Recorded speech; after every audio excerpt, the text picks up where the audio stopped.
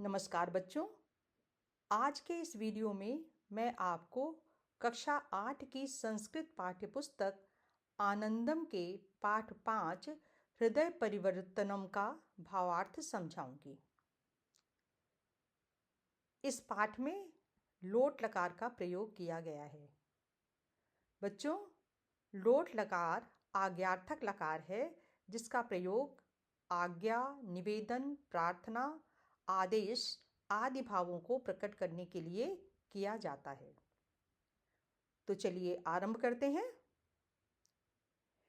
एकदा भ्रमन् महात्मा बुद्धा श्रावस्ती नगरम् आगच्छत्। तत्र जनाः तम् एकस्य दुर्जनस्य अङ्गुलीमालस्य विषये अकथयन् यः जनानाम् अङ्गुलीं छित्त्वा तेषां मालां कृत्वा धारयति स्म। सः दस्युः अष्टाधिकशतमानवानां वधं कर्तुं निश्चयं कृतवान्।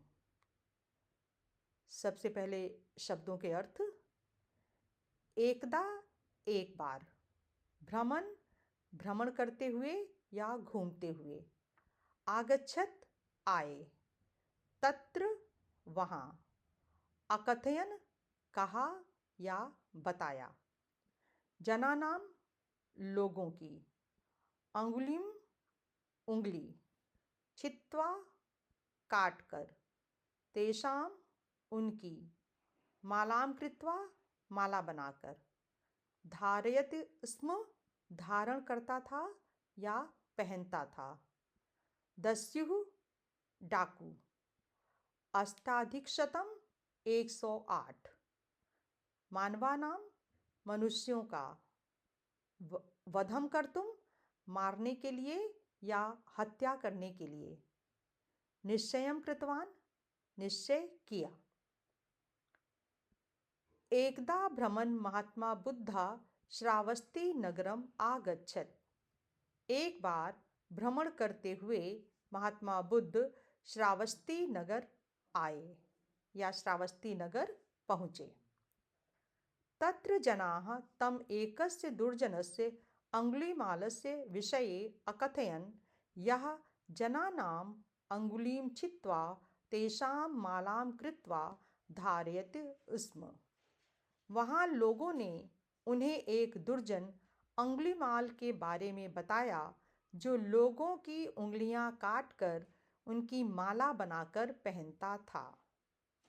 सः दस्युः अष्टाधिकशत मानवानां वधं कर्तुं निश्चयं कृतवान्। वह डाकू 108 लोगों की हत्या करने का निश्चय कर चुका था। इसे ऐसे भी कह सकते हैं, उस डाकू ने 108 मनुष्यों की हत्या करने का निश्चय किया था। अगली पंक्तियां। महात्मा बुद्धा अचिंतयत् अहम तम दस्युम अवश्यम मेलिष्यामि इति। श्रावस्ती नगरस्य नृपः तस्य वचनं श्रुत्वा अवदत्, भगवन्, एकाकी मा गच्छतु भवान्। सः निर्ममः निर्दयी च अस्ति। यदि भवान् गन्तुं निश्चयं कृतवान् तर्हि सेनां नयतु इति। बुद्धः एकाकी वनं गन्तुं निश्चितवान्। वने अङ्गुलीमालः उच्चस्वरेण अवदत्, साधो तिष्ठ, कुत्र गच्छसि? बुद्धः अकथयत्, आगच्छ, अहं तु त्वया सह मेलनार्थम् एव आगतवान्। आगच्छ, मम समीपे आगच्छ। पहले कुछ शब्दों के अर्थ।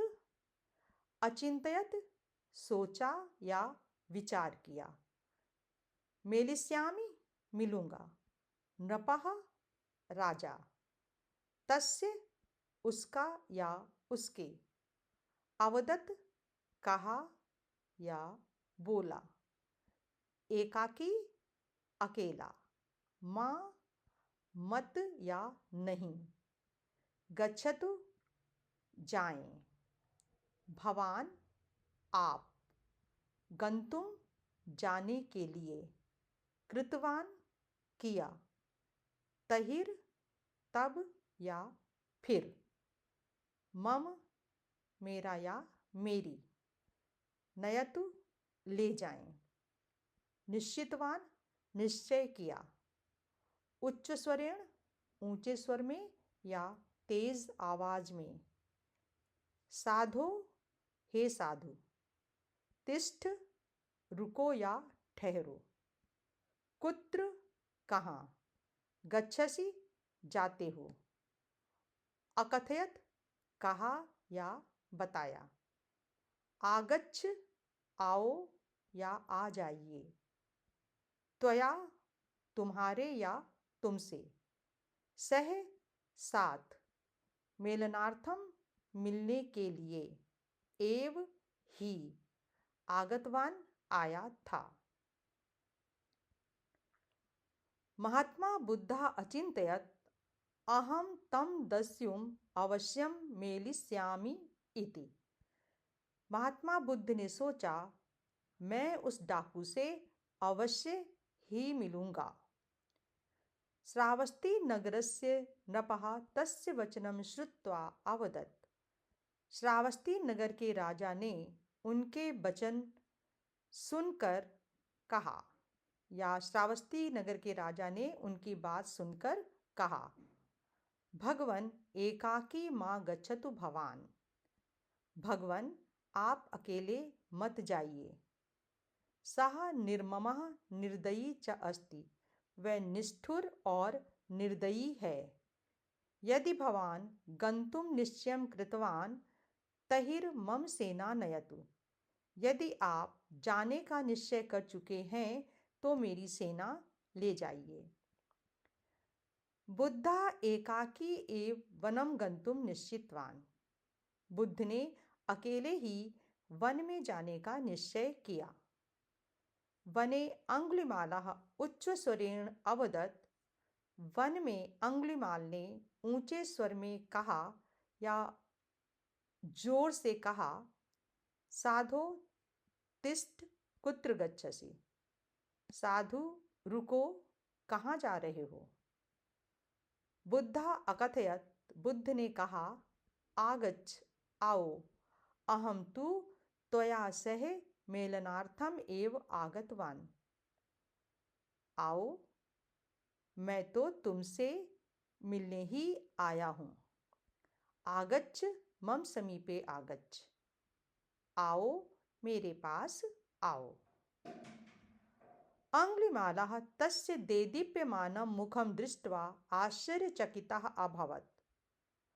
महात्मा बुद्धा अवदत्, अहम तव हस्तेन मरणाय अत्र आगतः। परं मारणात् पूर्वं मम एकं कार्यं कुरु। अस्य वृक्षस्य एकं पत्रम् आनय। अंगुलिमालः एकं पत्रम् अत्रोटयत्। तदा ज्ञानी बुद्धः तम अकथयत, इदानीम इदं पत्रम वृक्षेण सह संयोजय। पहले कुछ शब्दों के अर्थ। देदीप्यमानम चमकता हुआ या प्रकाशमान। दृष्टवा देखकर। हस्तेन हाथ से। मरणाय मरने के लिए। अत्र यहाँ। आगतः आया या आ चुका। मारणात् मारने से। कुरु कर या करो। वृक्षस्य वृक्ष का या पेड़ का। पत्रम पत्ता। आने ले आओ या लाओ। अत्रोटयत उसने तोड़ा। सह के साथ। संयोजय जोड़ो या मिलाओ। अंगुलिमालः तस्य देदीप्यमानं मुखं दृष्ट्वा आश्चर्यचकितः अभवत्। अंगुलिमाल उनका तेजस्वी मुख देखकर आश्चर्यचकित हो गया। महात्मा बुद्धा अवदत्। महात्मा बुद्ध ने कहा, अहम तव हस्तेन मरणाय अत्र आगतः। मैं तुम्हारे हाथों से मरने के लिए यहाँ आया हूँ।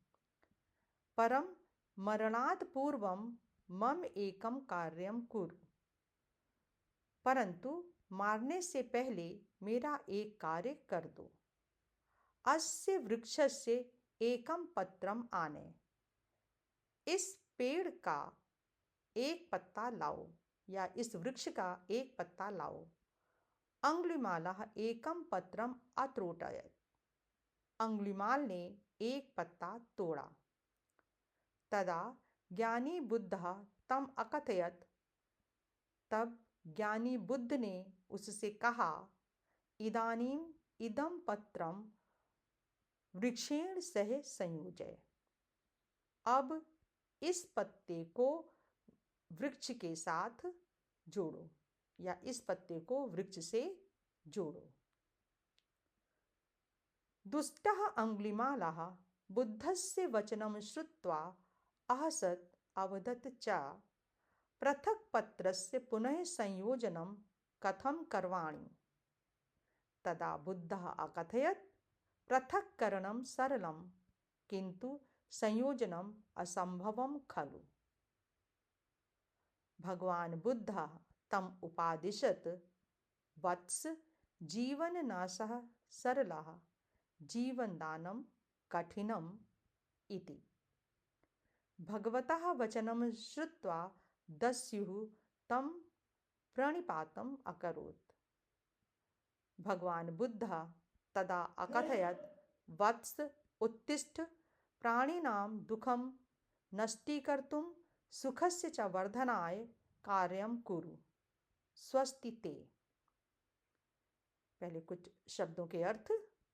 श्रुत्वा सुनकर, अहसत हंसा, पृथक पत्र से अलग पत्ते का, कथम कैसे, संयोजनम जोड़ना, करवाणी करूं, तदा तब, पृथक्करणम अलग करना, खलु निश्चय ही, उपादिशत उपदेश दिया, प्रणिपातम साष्टांग प्रणाम, अकरोत किया, उत्तिष्ठ उठो या खड़े हो जाओ, प्राणिनाम प्राणियों का या जीवों का, नष्टीकर्तुम नष्ट करने के लिए, सुखस्य सुख का या सुख को, वर्धनाय वृद्धि के लिए या बढ़ाने के लिए, स्वस्ति ते तुम्हारा कल्याण हो।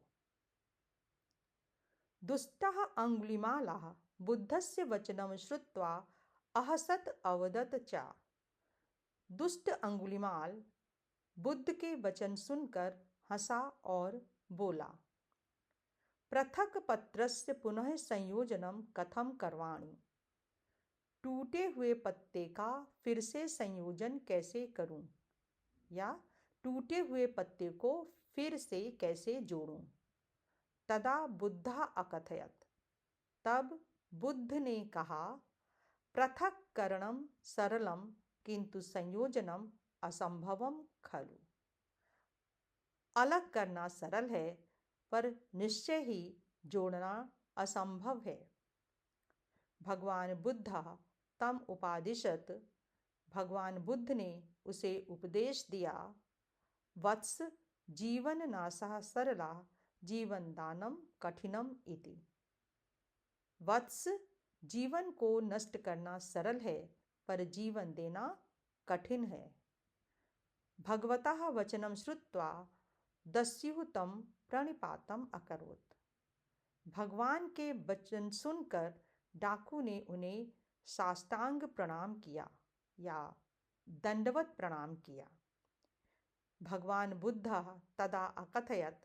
तब भगवान बुद्ध ने कहा, वत्स उत्तिष्ठः। वत्स उठो, प्राणिनां दुःखं नष्टीकर्तुं सुखस्य च वर्धनाय कार्यं कुरु। प्राणियों के दुख को दूर करने और सुख को बढ़ाने के लिए कार्य करो। स्वस्ति ते तुम्हारा कल्याण हो। तो ये इस पाठ का भावार्थ था। आप लोग इसे अच्छे से सुन लीजिएगा और समझ लीजिएगा। धन्यवाद।